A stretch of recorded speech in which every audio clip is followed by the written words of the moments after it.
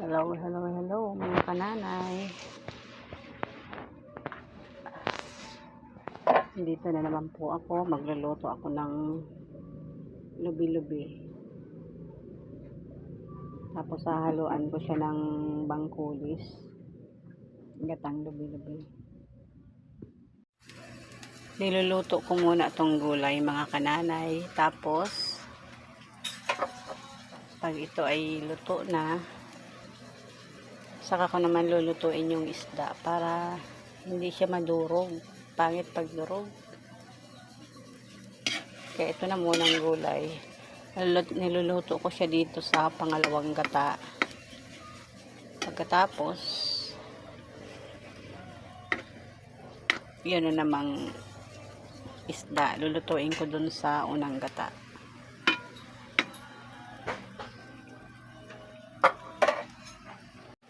Pinagsasabay ko na silang lutuin dito sa kabila. Nagsasaing ako.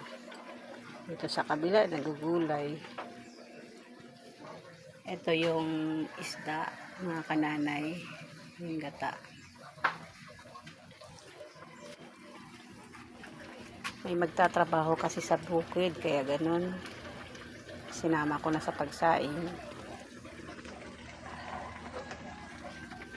Mapatrabaho na ako sa bukid at medyo wala ng baha.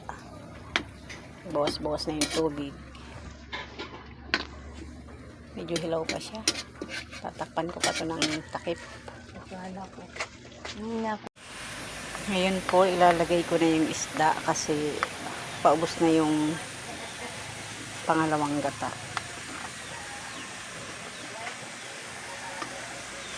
Papailalim ko siya sa gulay.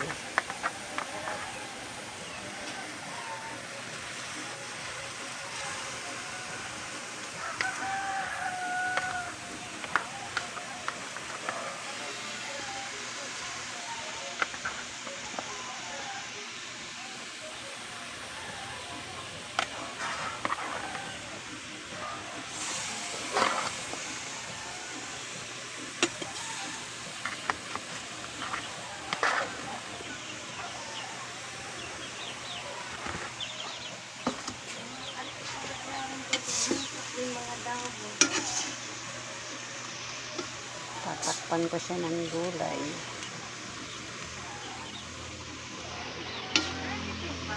Para siya maluto.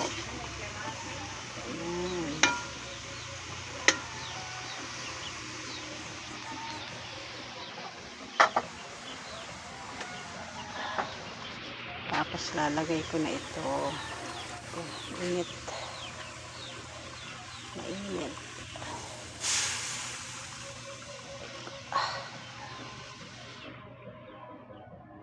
Sobrang init.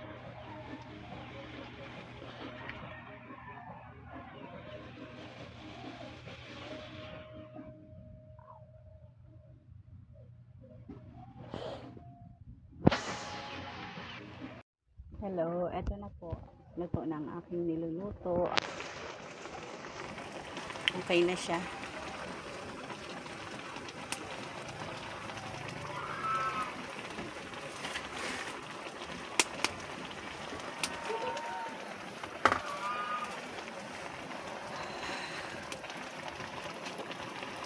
Pinakukulo para magkunti yung sabaw.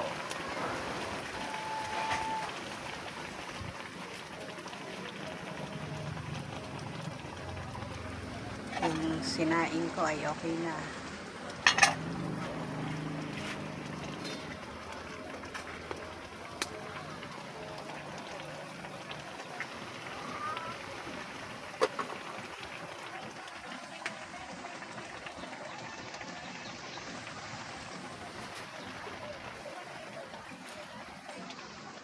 Sana po suportahan niyo ang aking channel, Gemma Vlog, Manay Gemma Vlog.